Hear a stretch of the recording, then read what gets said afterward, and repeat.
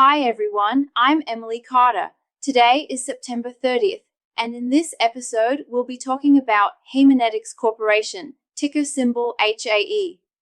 Haemonetics is not one of the mega-cap names you hear about every day, but it plays a critical role in the global healthcare and plasma supply chain. In fact, its technologies touch almost every part of how plasma is collected, how blood is managed, and how hospitals keep patients safe during high-risk procedures. Today, I'll walk you through what Haemonetics actually does, how the company performed in its latest quarter, what's driving growth, the key risks, and finally, my own take on the long-term story. Let's start with the basics. Haemonetics is a medical technology company that focuses on three major segments. 1. Plasma collection systems. Their flagship product here is the NexSys PCS plasmapheresis system. This device is used by plasma centers to collect plasma from donors. And what makes it unique is that it integrates with Haemonetics' software ecosystem. It doesn't just collect plasma, it's part of a digital workflow. 2. Hospital solutions. In the hospital space, Haemonetics offers technologies like the TEG6 hemostasis analyzer, which helps doctors measure clotting in real time, and the VASCADE vascular closure system, which seals arteries safely after procedures. These tools are about improving patient outcomes and reducing complications. 3. Blood center equipment. While plasma is the focus, Haemonetics also supplies blood banks with automated devices and software to streamline donor management. So the company's identity is clear. It's not just selling machines, it's building a connected ecosystem, hardware, software, and data that makes plasma centers and hospitals more efficient. Now, why is this important?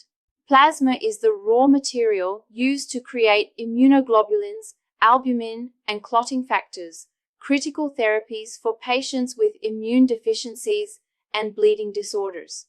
Global demand for plasma-derived therapies has been rising steadily.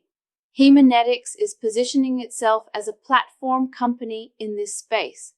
The NexSys PCS system connects bidirectionally with NexLynk DMS, their donor management software.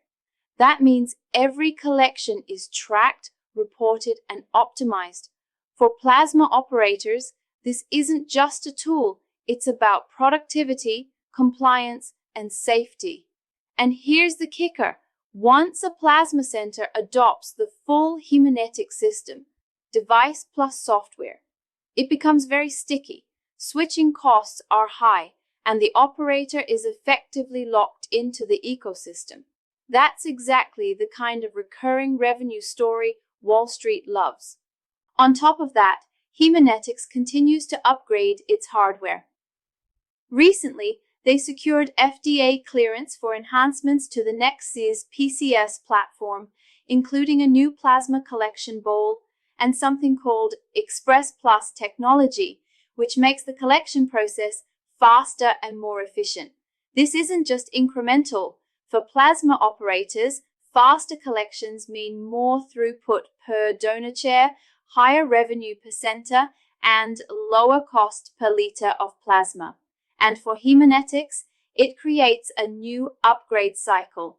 Centers that already own older NexSys machines now have a reason to buy the newest generation. So how are they doing financially? In the most recent quarter, Q1 of fiscal year 2026, which ended in late June, Haemonetics reported about $321 million in revenue, which was down 4.4% year over year. Earnings came in at $1.10 per share on a non-GAAP basis, which was roughly in line with expectations. Now, that revenue decline raised eyebrows. It reflected some timing issues in plasma orders and softer demand in certain geographies. But management reiterated confidence for the full year, guiding to adjusted earnings per share between $4.70 and $5. Looking back at FY 2025, the company generated about $1.4 billion in revenue and made big progress on profitability, with adjusted gross margin climbing to around 60%, up more than 600 basis points year over year. That's a big margin expansion story, and it shows that the cost discipline and product mix are working. Where does growth come from next? There are three main levers. 1. Plasma upgrades and expansion. Plasma centers are still expanding capacity globally, especially in North America and Europe.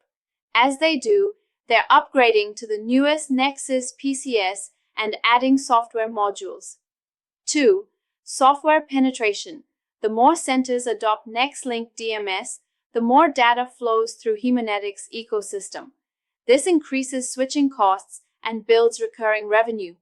3. Hospital solutions. Products like NexSys and VASCADE are steadily gaining share in hospitals. Every new placement creates recurring disposable revenue since each procedure requires consumables. So you can think of the growth story as hardware installs plus software adoption plus consumables recurring revenue. It's also worth remembering the bigger industry picture. The plasma industry is cyclical, but long-term demand for immunoglobulins continues to grow at mid to high single digits annually. That creates a strong backdrop for equipment providers like Haemonetics.